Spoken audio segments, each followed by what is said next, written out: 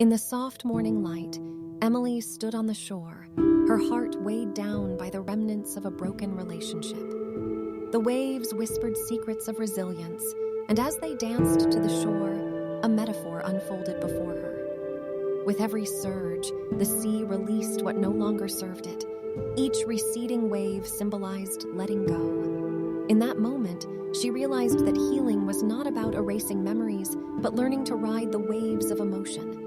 Her pain had etched a story within her, and she allowed herself to acknowledge it without judgment. The sea taught her that, like the tides, feelings ebbed and flowed.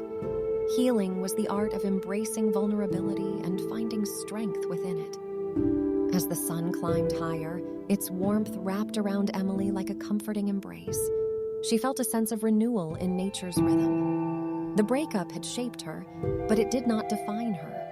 With newfound clarity, she took a step forward, ready to embrace the journey of self-discovery.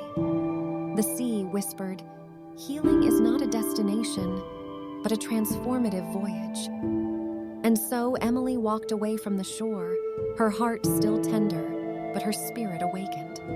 With each step, she reclaimed her power, knowing that healing was not an ending, but a continuous evolution of growth and self-love.